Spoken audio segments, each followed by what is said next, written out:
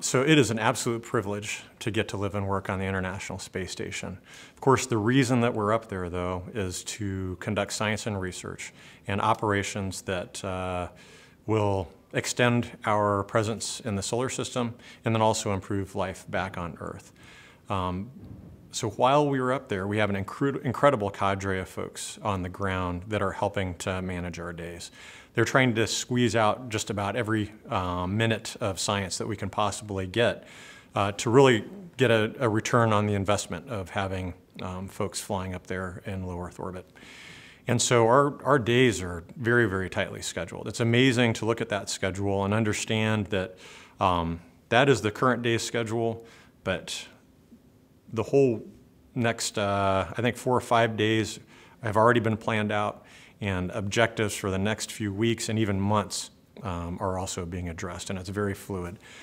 So on a typical day, you'll wake up, or even the night before, you'll look at the schedule to see what's kind of on your plate for the following day and start to mentally prepare for that. Think about the tools.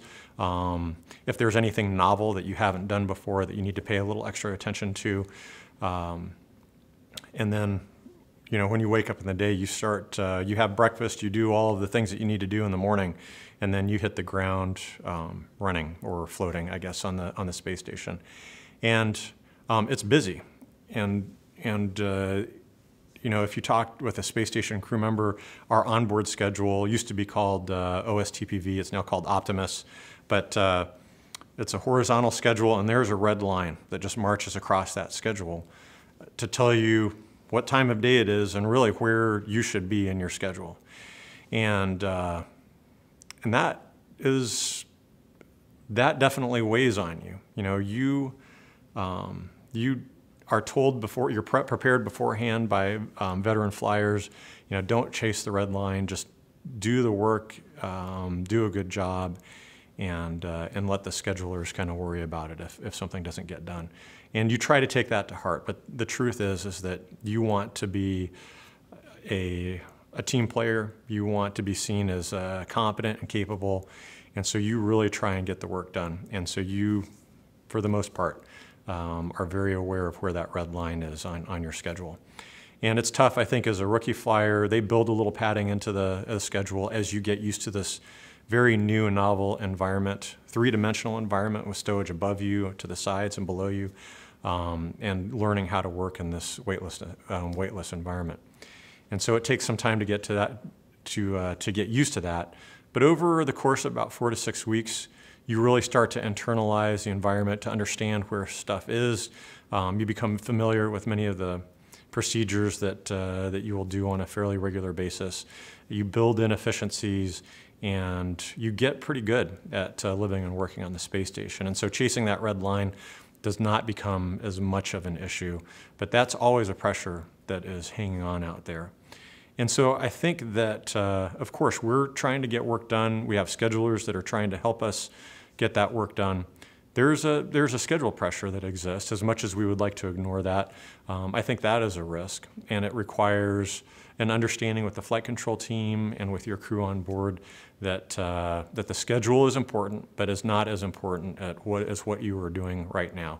In fact, there is a little inscription. I think Tracy Caldwell Dyson put a little note on ARED, our Advanced Resistive Exercise Device, our weightlifting device in space, that says, there's nothing more important than what you are doing right now. And that, I think, has application all over the space station, because every task that you engage in, some more than others, has the possibility of where you could injure yourself or damage equipment or threaten the vehicle. And so we have to be very mindful as we progress through the day not to let those schedule pressures affect our performance. And that requires constant communication and good teamwork with the ground to understand that we're going to do our very best, but to do that without threatening ourselves or the vehicle. So as you know, communication is incredibly important just with regular work on the ground. I think it's frequently cited as one of the most important issues when it comes to good teamwork and good performance. It is absolutely important in space. And we live in an era now in the space station, a very mature space station where we have excellent communication assets. When you talk with some of the folks that flew back on Shuttle Mir, you know, their communication with the ground was limited to occasional ham passes. And we're in a situation now where we've got VHF direct to the ground through the Russian system, where we've got S-band and Ku-band satellite communication almost on a 24/7 basis with good bandwidth. We have an internet protocol phone that we're able to call down to the ground. Any phone number on the ground we're able to call down to, and even video teleconferencing capability. And so all of that serves both operational needs as well as just crew health needs, behavioral health requirements to really address the issues of being separated from friends and family for these long durations of time. But that operational communication is absolutely necessary, and it requires hard work on both sides. We have capsule communicators, CAPCOMs, that work in mission control in all of the various centers around the world that are well trained in providing clear and concise communication with good direction. And we have, you know, we practice communication as astronauts too, both with the ground and as a crew, to make sure that we're all on the same page, that if we have questions that we're asking those. So those communication assets, I think, have just provided a great foundation for good teamwork. But I spoke a little bit about that IP phone, the Internet Protocol phone. You know, that's critically important for us for communication with family and friends, but also serves as a great method for back-channel communication, which I think is also important. The ability to, you know, when we're on the space-to-ground, the whole flight control center can hear that. And there are times when you want to have conversations where maybe you're looking for feedback on the performance or for feedback on a mistake that you made. And so that ability to talk with the flight director or the principal investigator of an experiment, that ability to have a more private conversation, a more informal conversation, is also absolutely critical to good communication and good teamwork.